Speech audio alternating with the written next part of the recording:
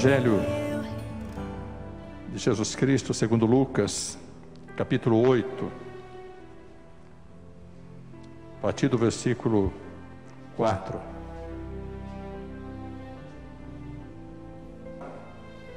O título da mensagem de hoje, se pudesse ser transcrita aí na transmissão, é: Cuidado, o ladrão quer roubar o seu tesouro.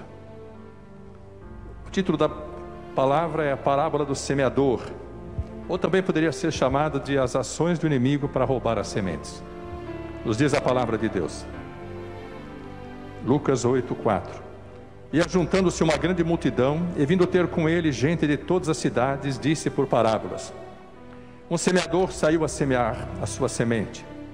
E quando semeava, caiu alguma junto do caminho, e foi pisada, e as aves do céu a comeram. E outra caiu sobre pedra, e nascida secou-se, pois que não tinha umidade. E outra caiu entre espinhos, e crescendo com ela os espinhos a sufocaram. E outra caiu em boa terra, e nascida produziu fruto, a 100 por 1. Dizendo eles estas coisas, clamava: Quem tem ouvidos para ouvir, que ouça. Vamos ler juntos, amados, essa última parte do versículo 8.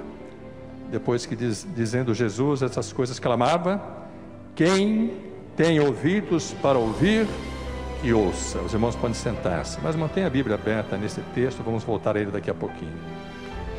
Amados, das mais 40 parábolas que Jesus ministrou e ensinou, ele ensinava muito através de parábolas para que todos pudessem compreender melhor. 19 dessas parábolas falavam sobre o reino de Deus. O Senhor Jesus, ele veio para estabelecer o reino de Deus aqui na terra. Na oração, que nós chamamos de oração do Pai Nosso, o Senhor nos ensina que devemos clamar, pedindo a Deus todos os dias: venha a nós o teu reino.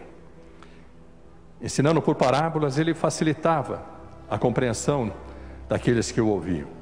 Esta parábola da semeadura, amados, era mais fácil de ser compreendida, porque uma grande parte dos ouvintes era composta por agricultores ou trabalhadores do campo. Então eles sabiam exatamente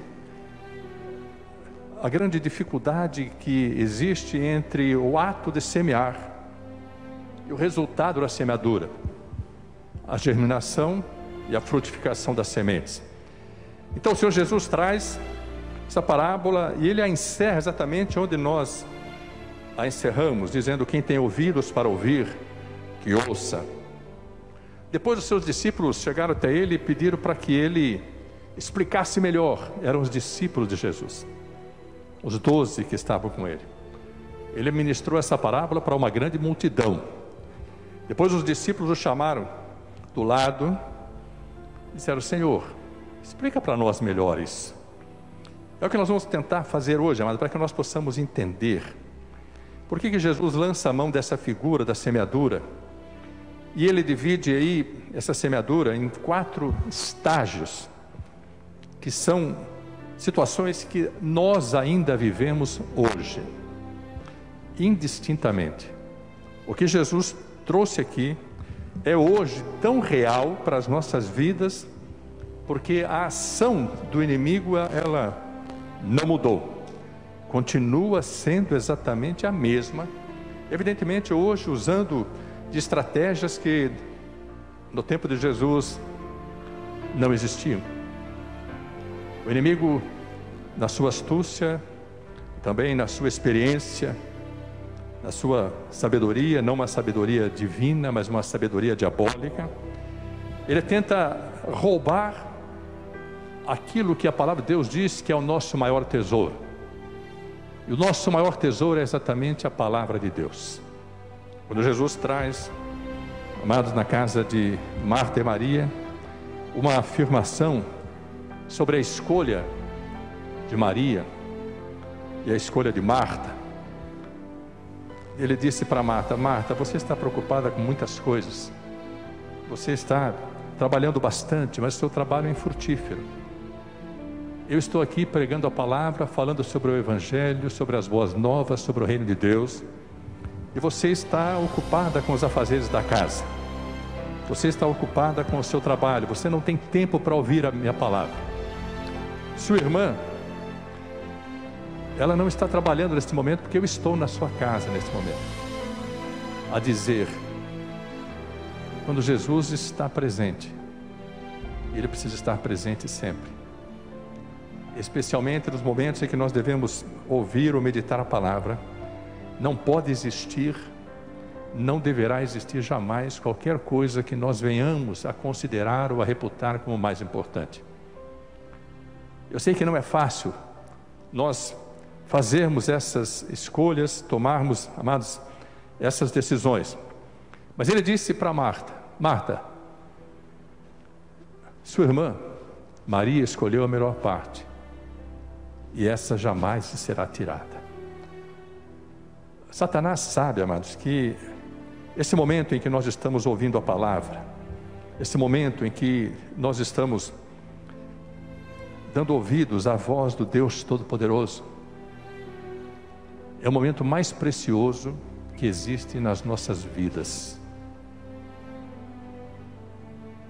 O momento em que ouvimos ou meditamos na palavra é o mais importante do dia.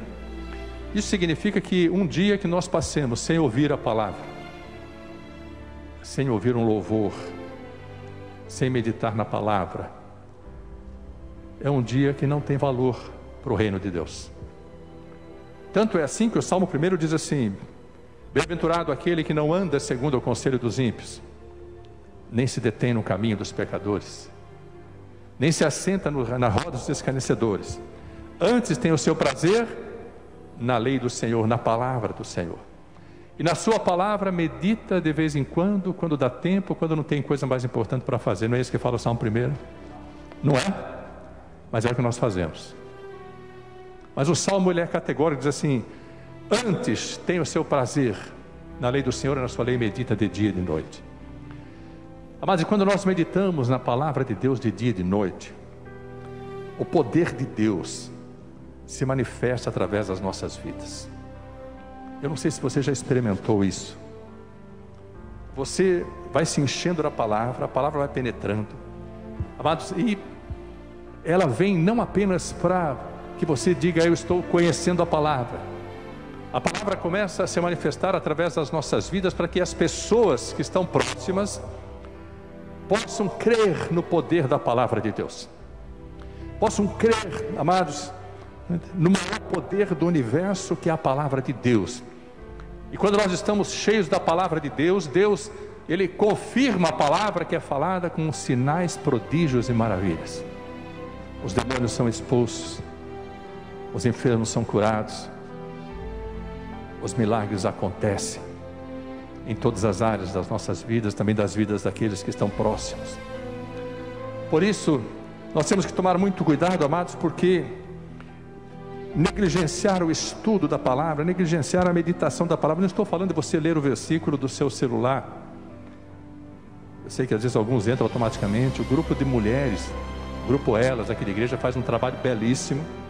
Tem todas as manhãs, amado, a primeira atitude que a Neuza faz é meditar na palavra e mandar para o grupo de mulheres um ou mais versículos do livro que vocês todas estão lendo ou deveriam estar lendo.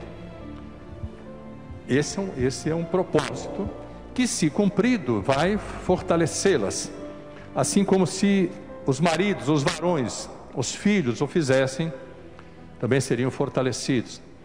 Mas eu sei que existem aplicativos que disparam um versículo no dia, e, às vezes está lá no seu celular, às vezes consegue ver, às vezes não consegue. Eu não tenho esse aplicativo, mas quero dizer para você que quando eu falo em meditar na palavra, não estou falando desse versículo que é disparado. Estou falando de você dobrar os seus joelhos e pedir para o Senhor enviar uma palavra para a tua vida, ou você começar a ler sistematicamente a Bíblia.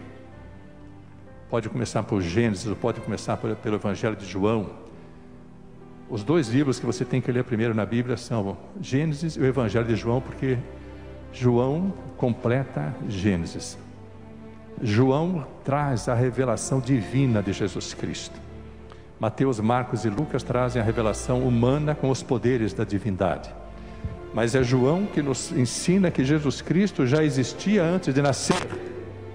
Que Jesus Cristo estava desde o princípio com Deus, porque Ele era o Verbo vivo, a palavra do Deus Altíssimo. Quando você dobra os joelhos e ora a Deus, você precisa orar como o salmista orou no Salmo 119, versículo 18, quando ele diz assim: abre, Senhor, os meus olhos para que eu possa contemplar as maravilhas da Tua palavra. Aí se você conseguir dedicar 5, 10, 15 minutos, eu sei que os dias são corridos, atarefados, tenho certeza que você vai mudar a situação do seu dia. É impossível esse dia não ser abençoado se você o iniciar com a leitura, a meditação na palavra do Deus Altíssimo. Mas quando Jesus traz essa parábola que nós lemos aqui, é exatamente para que nós estejamos atentos, porque o inimigo não brinca, ele sabe da importância de como a palavra pode mudar as circunstâncias nas nossas vidas, mudar o nosso caráter, a nossa personalidade, o nosso relacionamento conjugal, o nosso relacionamento familiar, mudar o nosso relacionamento com os nossos irmãos em Cristo, também com os nossos amigos, que é o que nós deveríamos fazer. Se nós usássemos a palavra de Deus e a tivéssemos guardada no nosso coração, na nossa mente, as pessoas com as quais nós convivemos diariamente, independentemente de conhecerem ao Senhor Jesus, passariam a conhecê-lo verdadeiramente, porque veriam os frutos que nós passaríamos a produzir. Quando Jesus disse que Ele nos escolheu, Evangelho de João 15:16, Ele diz para mim e para você: não foi você que me escolheu, fui eu que escolhi você, e eu designei para que você caminhe e frutifique. Para que, frutificando, produzindo frutos, tudo quanto você pedir ao meu Pai, Ele possa lhe conceder. Isso Jesus está dizendo assim, ó: se você não frutifica, Deus também não é obrigado, entre aspas, a conceder aquilo que você pede. Porque Jesus deixa bem claro: produza fruto para que você possa receber aquilo que pedir, meu Pai possa lhe conceder. Eu sei que nós gostamos de receber, e Jesus fala exatamente o contrário, fala que mais bem-aventurada coisa é dar. As coisas de Deus, elas não se harmonizam com as coisas dos homens, porque os homens aqui na terra pensam nas coisas que são da terra. Quando nós passamos a ter um relacionamento com Deus, nós começamos a pensar nas coisas que são de cima, do alto, concernentes, referentes ao próprio Deus. Então é exatamente neste ponto, amados, que eu queria que nós pudéssemos compreender, amados, que quando a palavra de Deus é ministrada, e nós lemos ali, encerramos dizendo assim: Jesus clamava, quem tem ouvidos para ouvir, que ouça. Jesus traz dezenas de alertas nesse sentido. Os discípulos, os apóstolos, os escritores das epístolas, eles trazem diversos alertas. Os mais contundentes são aqueles que estão nas 7 igrejas que Jesus ditou para que João, da revelação do Apocalipse, escrevesse. Em cada uma das 7 cartas ele diz exatamente isso: quem tem ouvidos, ouça o que o Espírito diz às igrejas. Isso significa também que o Espírito não vai ficar falando conosco através da internet, nos mercados, nas praças. Ele diz o que é mais importante para o reino de Deus. Ele diz a quem? As igrejas. Eu estava ouvindo hoje pela manhã, não sei quem comentou, se foi a Neuza, não sei quem colocou também, dizendo que a internet, e mesmo os cultos online, não são a igreja local. Este é um tempo atípico, excepcional, em que por restrições nós não podemos estar todos juntos. Evidentemente a internet propicia que centenas, às vezes até milhares de vidas sejam alcançadas. Se todas as pessoas que assistem à transmissão são alcançadas, muitas são tocadas, talvez muitas delas jamais nos conheçam pessoalmente ou venham até a igreja pessoalmente, mas quando diz assim, pessoas alcançadas, significa que a semente que foi lançada pode ter encontrado guarida na terra fértil do coração e da mente. Mas quando acima de 700 pessoas, 800, 1.000 pessoas, 2.000 pessoas são alcançadas pela transmissão da internet, da palavra de Deus, se todas estivessem aqui, nós não estaríamos mais neste espaço físico, porque não caberiam. Nós devemos louvar e glorificar a Deus exatamente pelo advento da tecnologia que permite com que a palavra seja ministrada, que nós sejamos como os pregadores do telhado, que os satélites possam transmitir esta palavra para que ela possa alcançar o mundo, e também fazer com que nós sejamos alcançados por palavras que são pregadas em outras partes do mundo. Mas eu creio que dentre tudo aquilo que a internet pode propiciar, poucos são os benefícios. Não porque ela não possa ser benéfica, é porque nós não sabemos fazer as devidas e acertadas escolhas. Por isso nós ficamos sempre, amados, vivendo no mundo de Marta, e dificilmente temos o coração de Maria. Que Maria escolheu a melhor parte, e ela jamais foi tirada dela. Se eu e você escolhermos a melhor parte, esse tesouro jamais será roubado. Mas eu já ouvi algumas vezes alguns irmãos, muito amados, assim, dizendo que às vezes a palavra de Deus que é ministrada, ela é meio dura, tem um alerta, mas ele diz assim, o pastor exagera, o pastor está exagerando. Amados, eu estou apenas transmitindo, a mensagem não é minha, sou apenas um mensageiro. A mensagem é do Deus Todo-Poderoso. Uma palavra que o próprio Jesus disse, passarão os céus e a terra, mas as minhas palavras jamais passarão. Uma palavra que é viva, que é poderosa, que é eficaz, que tem poder para penetrar na minha vida e na sua vida, e dividir a nossa vida, como foi dividido o calendário humano, entre antes de Cristo e depois de Cristo.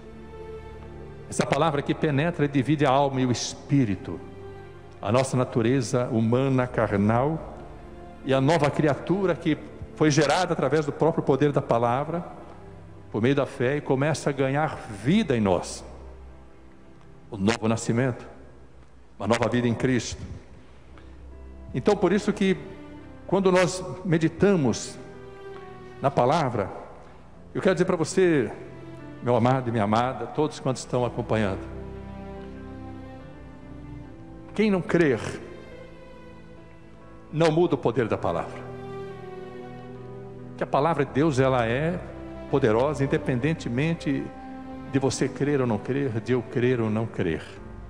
Ela não depende de que nós creiamos para que ela continue tendo poder. Nós é que desperdiçamos o poder da palavra quando não cremos na palavra de Deus. Nós é que desperdiçamos o poder do Senhor Jesus Cristo quando não cremos que Ele é o mesmo de ontem, de hoje e o será eternamente. Nós é que perdemos muitas batalhas em nossas vidas porque não entendemos, mas que existe uma batalha espiritual que é travada diariamente. Presta atenção, não é de vez em quando, é diariamente.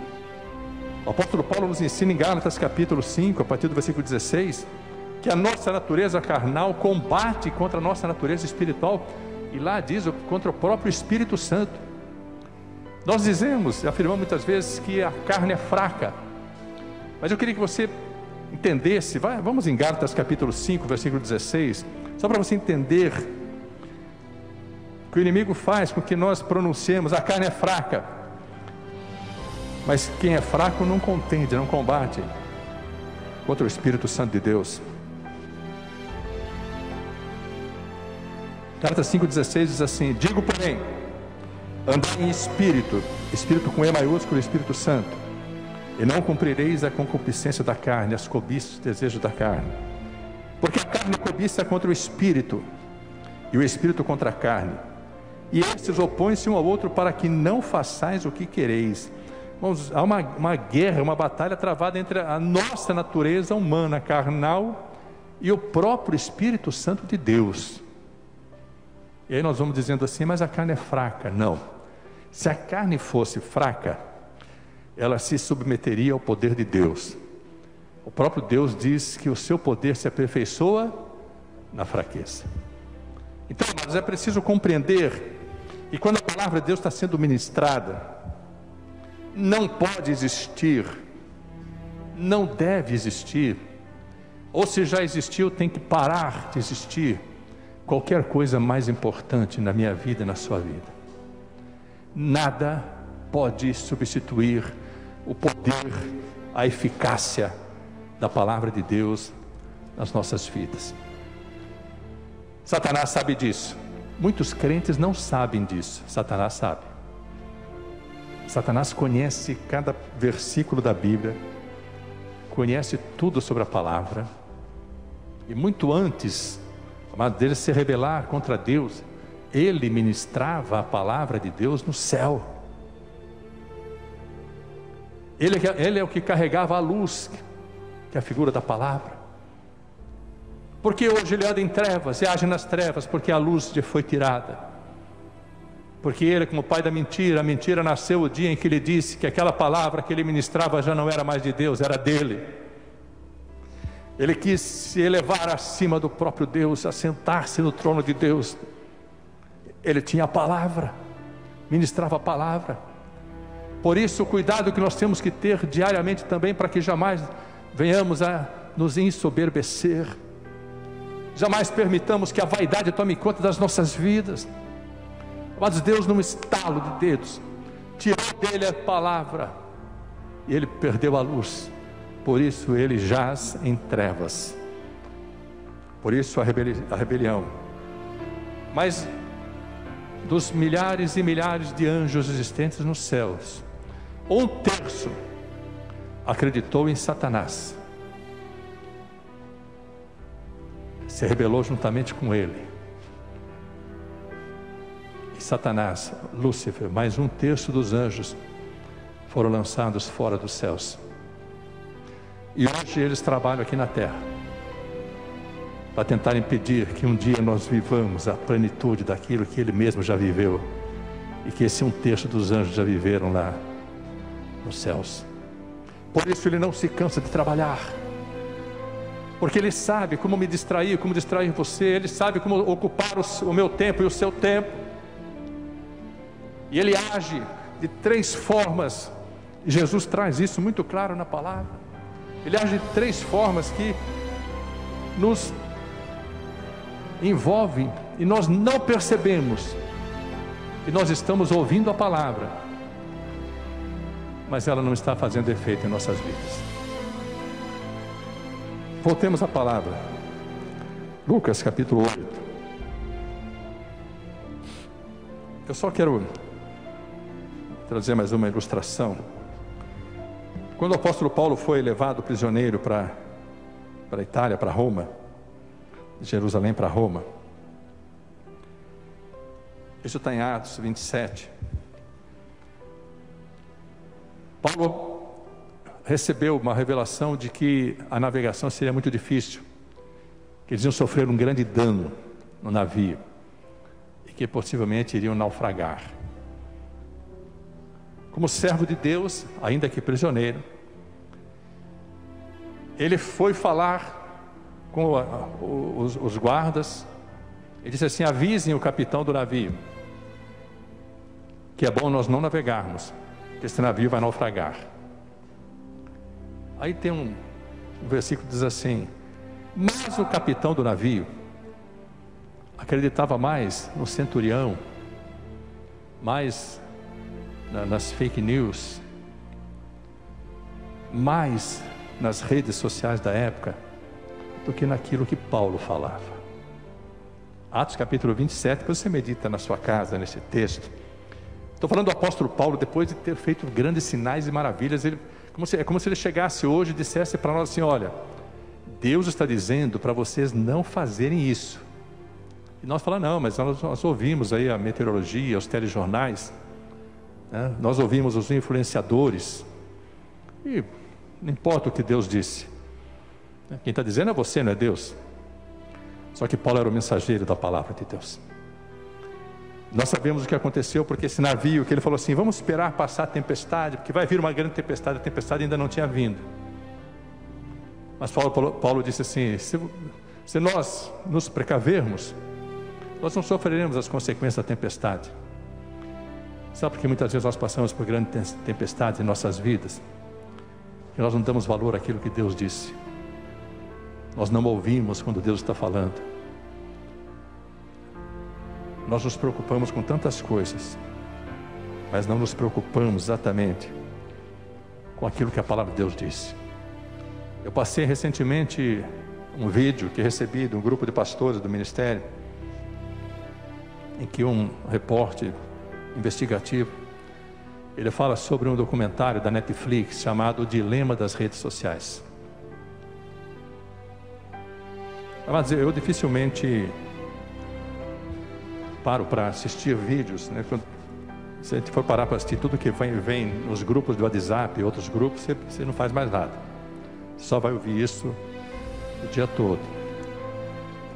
Mas como foi mandado por um grupo de pastores, e a contundência da forma como aquele repórter investigativo falava sobre as redes sociais, eu falei, eu preciso mandar os amados irmãos da igreja para que eles assistam.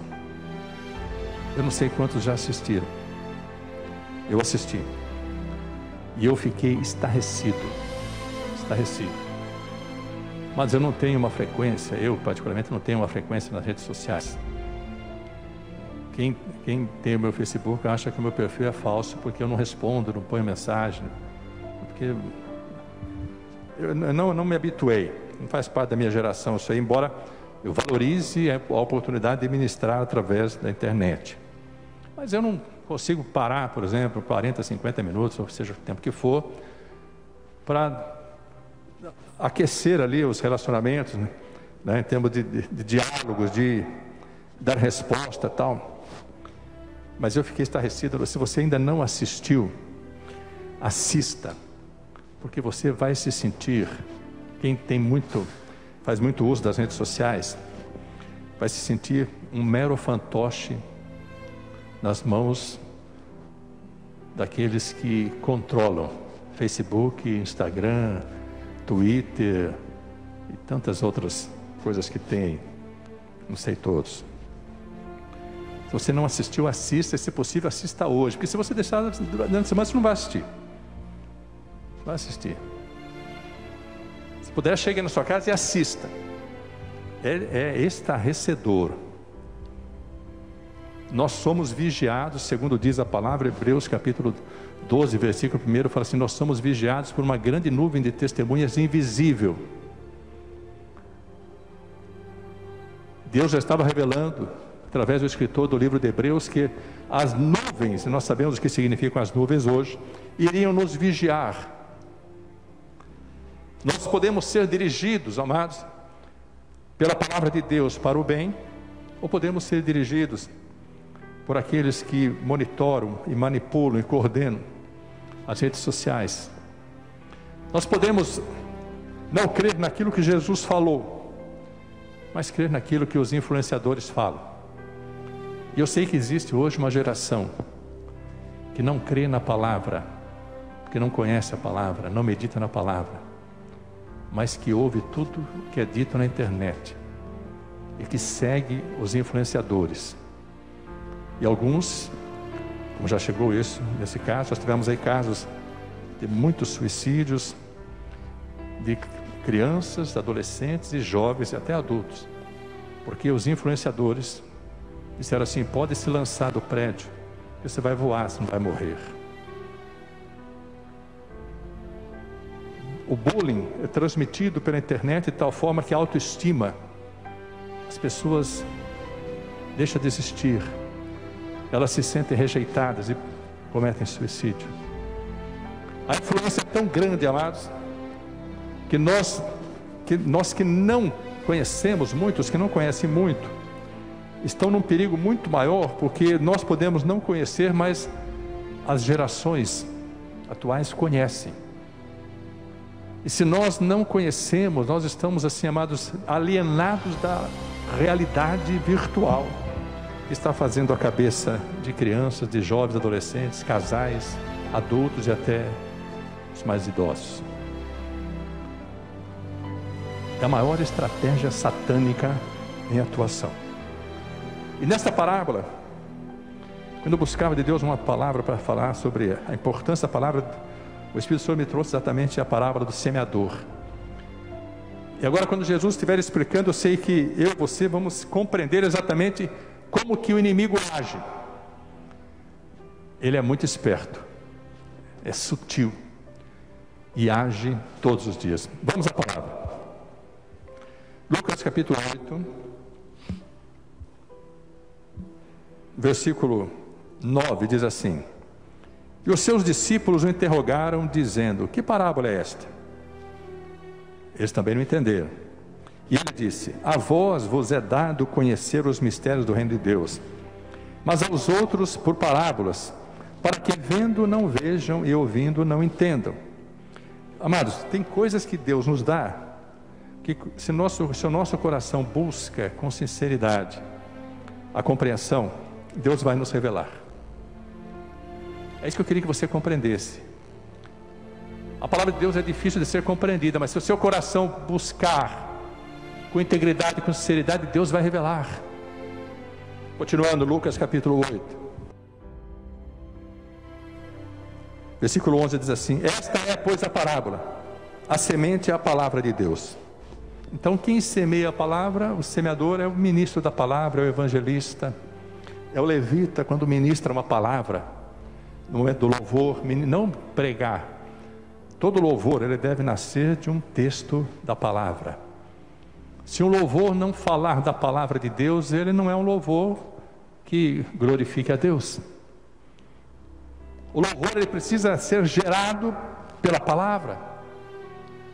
Amados, quando o Senhor me dava os louvores, eu estava meditando alguns textos, de repente, eu travava num versículo ou num texto, e o Espírito Santo começava a trazer o louvor.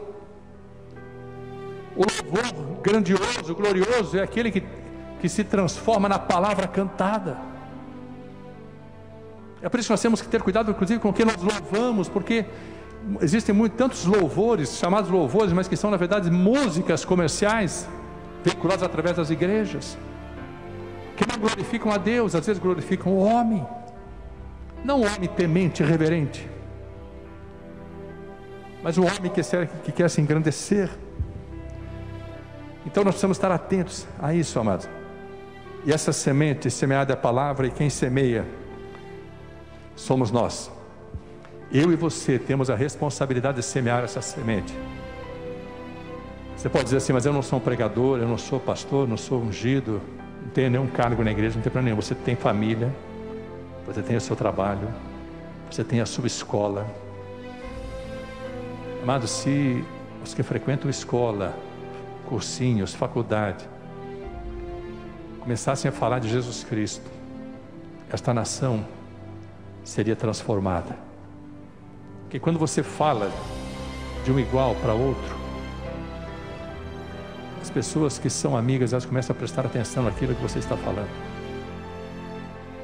Elas podem até não crer, mas jamais poderão dizer: eu nunca ouvi. Se você alerta, diz a palavra de Deus, se você alerta um ímpio, um pecador que está no mau caminho, e ele não se converter, o problema não é seu. Mas se você sabe de alguém que está no mau caminho, você não o alertar, e ele se perder, ele se perde e você vai junto. O sangue daqueles que passaram pelo nosso caminho, não foram alertados sobre os seus pecados, sobre os seus hábitos que desagradam a Deus. Nós conhecendo a palavra de Deus diz que o sangue deles será cobrado de nós. Assim como diz a palavra que aqueles que conhecem a palavra e não praticam a palavra, mesmo que estejam numa igreja, não irão para o céu diretamente, mas passarão, amados, pelo juízo, pelo julgamento, para que sejam pesados na balança. Amados, a coisa não é brincadeira. Eu temo e tremo diante do Senhor pela responsabilidade que a palavra de Deus diz que eu, o pastor, e todos os pastores, todos os ministros da palavra, todos aqueles que lideram vidas que têm a obrigação, a gloriosa obrigação, vou chamar assim, de pregar o Evangelho, eles haverão de dar conta das vidas que apacentaram. As vidas podem até não gostar do que ouvem, mas jamais poderão alegar que nunca ouviram. Versículo 12, preste atenção agora. E os que estão junto do caminho, estes são os que ouvem. Depois vem o diabo e tira-lhes do coração a palavra para que se não salvem, crendo. Irmãos, a palavra é semeada, ela entra no seu coração, mas às vezes não passa do fim do culto para a hora de dormir. E às vezes você ouve a palavra e ela não permanece em você nem o tempo que você está na igreja, porque o diabo, está escrito aí, quantos tem aqui na versão que o diabo vem? Quantos? Levante a mão os que tem essa versão. Então, estou lendo aqui a Bíblia que nós seguimos. Mas em qualquer versão que você ler, vai estar ou o diabo, ou o inimigo, ou o ladrão, falando de Satanás. E às vezes até Satanás. No Evangelho de Marcos cita Satanás. Aqui é o diabo. Ele está agindo dentro do culto, presta atenção, amados. Ele age dentro do culto. Se nós meditarmos no capítulo 12 de Mateus, amados, quando ele fala, né, dessas parábolas, né, Mateus capítulo 13, ele fala do reino, ele fala assim, ó, a parábola do semeador, depois a parábola, né, da pérola da dracma perdida. Ele começa a falar do reino de Deus e fala exatamente isso. Se nós não atentarmos, amados, não adianta. E fala, depois encerra falando do joio e do trigo. O trigo figura a plantação dos crentes. O inimigo vem e planta o joio dentro da lavoura. Que lavoura é essa? É a igreja.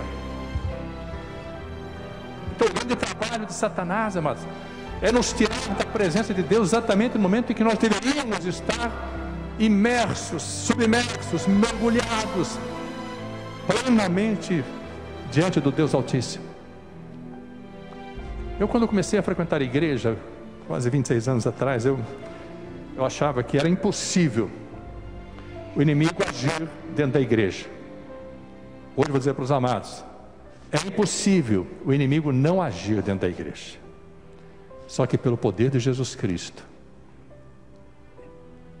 ele não consegue agir em oculto, que uma hora Deus traz à tona, para preservar a igreja, porque as portas do inferno não prevalecem contra a igreja do Deus vivo. Não é contra a igreja evangélica de Pinheiros, não é contra a igreja batista, metodista, presbiteriana, Assembleia de Deus, glória a Deus por todas as igrejas, mas a igreja que prevalece é a igreja do Deus vivo.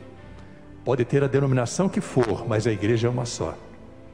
Jesus diz, contra a minha igreja, ou a igreja é dele, ou a igreja tem outro dono.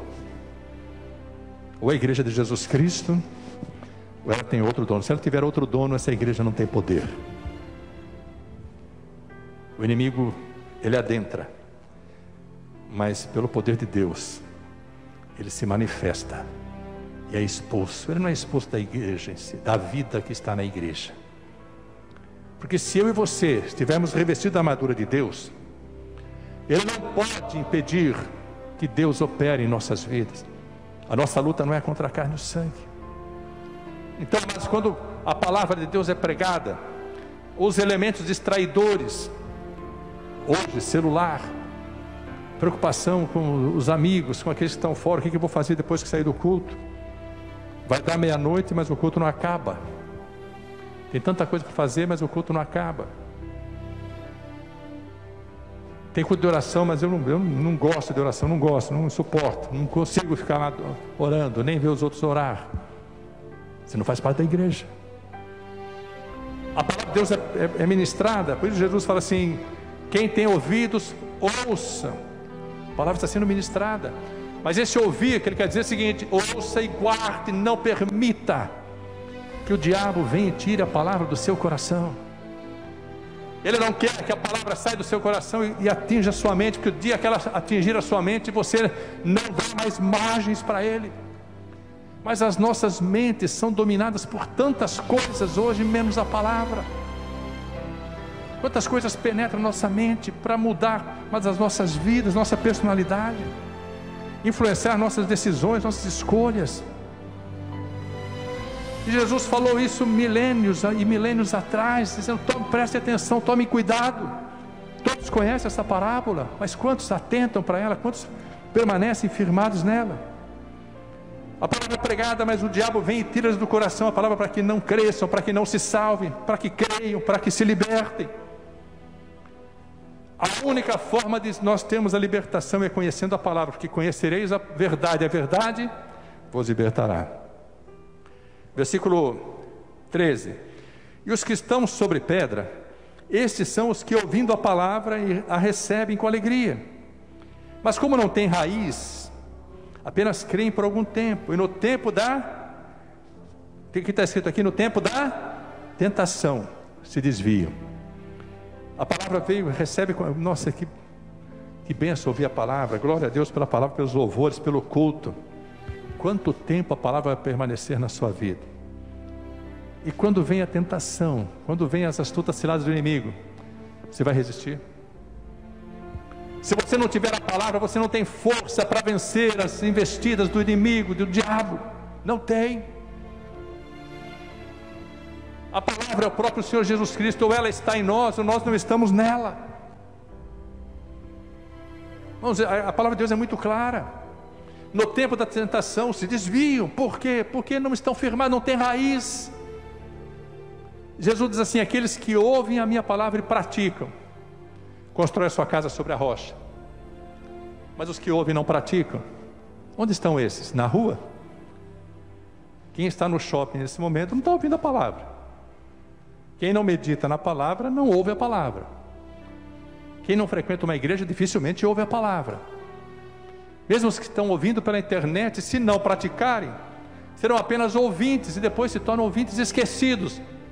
Quantos aqui conseguem gravar, se não escrever nos seus cadernos, tudo o que é ministrado na escola? Eu não sei como que um aluno consegue ir para a escola sem caderno. Ou se tem caderno, caderno passa primeiro, segundo, terceiro, quarto, quinto, sexto, sétimo ano, vazio, mesmo caderno, não gasta. Mas eu não consigo ouvir a palavra sem escrever. Se eu estou ouvindo uma ministração, eu escrevo. Quem já esteve comigo em cultos de aniversário, outros cultos, sabe que eu estou ouvindo a palavra e estou escrevendo. A única forma de eu guardar, memorizar o que está sendo dito é escrevendo. É por isso a importância da escola bíblica dominical. Nós distribuímos um caderno para todos os frequentadores. Eu sei que alguns cadernos estão vazios. Nós não temos o hábito de escrever. Escrever significa registrar o que está sendo dito, para lembrar do que foi dito, porque quando eu apenas ouço, eu guardo apenas 17% do que foi dito. Quando eu ouço e presto atenção, eu guardo 25%. Quando eu escrevo, eu guardo 60% do que foi dito. E quando eu ainda escrever, eu ainda leio, eu guardo 90% do que foi dito. Isso significa que se você não presta atenção, se você não escreve, você não vai lembrar do que foi dito. Se eu perguntar assim, o que foi pregado 3 ou 4 domingos atrás, posso dar até o título da mensagem, você não vai lembrar do que foi pregado. Sabe por quê, amados? Porque o grande trabalho de Satanás é tirar a palavra do nosso coração para que ela não venha até a mente. Esses 30 centímetros, né, do coração até a mente, em figura, são quilômetros e quilômetros de distância. Porque o que existe de parada do coração até a mente? Eu parei no Instagram, agora eu parei no Twitter, agora eu vou dar uma paradinha no Facebook, agora eu vou dar uma paradinha no WhatsApp. Você vai estabelecendo paradas e paradas e paradas. Quando você chega no caminho, você não sabe nem para onde está indo. Tantas paradas você já teve. Ou isso não acontece com a gente? Amados, se nós usássemos a capacidade que temos de gerenciar nossos contatos, nossos relacionamentos virtuais, de intervir nas redes sociais, se nós usássemos isso para a palavra de Deus, para a evangelização, nós teríamos alcançado milhares e milhares de vidas. Eu estou falando de não ter rede social. Estou falando de você usar a rede social ao invés de ser usado por ela. A maioria de nós somos apenas meros fantoches, robôs, ou estamos robotizados, porque nós fazemos exatamente aquilo que os manipuladores das redes, os influenciadores, dizem que nós temos que fazer. Versículo 14. E aqui caiu entre espinhos. Esses são os que ouviram, e indo por diante, são sufocados com os cuidados deste mundo, e as riquezas, e os deleites da vida, e não dão fruto com perfeição. Amados, você já viu uma planta no jardim? Quando ela começa a ser dominada, ali, sufocada pelos espinhos. Quantos já viram assim, situação espinho crescendo junto com as plantas? Ninguém nunca viu, não? Quem viu, levante a mão, por gentileza. Bom, nós temos um jardim ali em casa. O espinho, o carrapicho é um espinho. Você pode ter um gramado, dali a pouco o carrapicho começa a tomar conta do gramado, a grama seca e o carrapicho reverdece. Os espinhos, eles crescem mais rápido que as plantas e sufocam a planta. Jesus está falando assim: olha, ouve a palavra e tem alegria, recebe. Ouvir a palavra, mas passa o tempo, os cuidados desta vida, a preocupação em ter, e não em ser. Os laços deste mundo vão nos envolvendo, os embaraços deste mundo, como disse Paulo para Timóteo, eles acabam tomando conta da nossa vida, nós não percebemos, mas nós temos assim um coração até íntegro nesse sentido, dizer assim: não, eu participo dos trabalhos da igreja, mas a igreja termina para mim na porta de entrada, na porta lateral, no estacionamento, porque nós não continuamos a praticar a palavra e não nos preocupamos com os efeitos das coisas deste mundo. Amados, preste atenção, o mundo jaz no maligno, Satanás não brinca. O crente, o jovem, o adolescente, e hoje, por brutal que possa ser, as crianças são os alvos de Satanás, amados. Ele não brinca. Nós é que não atentamos, aí nós somos pegos de surpresa quando nós descobrimos, mas o inimigo já está dentro de casa, já invadiu o território, já está dentro da igreja, já tomou conta, já contaminou. É como o coronavírus, você não vê, mas contamina, e se não for forte, não for bem cuidado, o que acontece? Morre. Espiritualmente, amados, muitos de nós estamos mortos, ainda que caminhemos, ainda que louvemos, ainda que falemos da palavra, mas estamos mortos. Por quê, amados? Porque o Senhor já não age, o Espírito de Deus já não está dentro de nós. Nós somos como zumbis, mortos vivos. Espiritualmente estamos mortos, tanto que quando nós encontramos o Senhor Jesus, há uma ressurreição, porque nós estávamos mortos, ressuscitamos, tornamos a morrer. A palavra de Deus diz que se nós permanecermos firmes, nós viveremos e reinaremos com Cristo.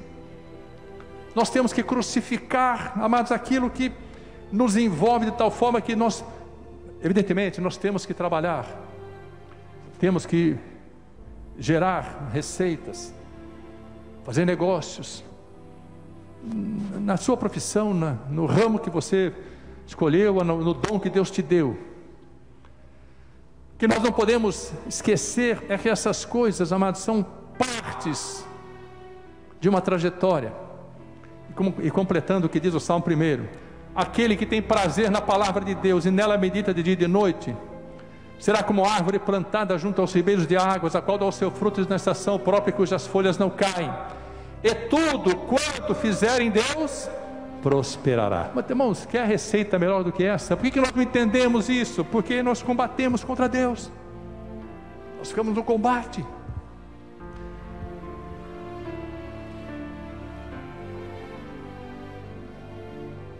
São sufocados com os cuidados, as riquezas ou o desejo de enriquecer, os deleites da vida não dão fruto.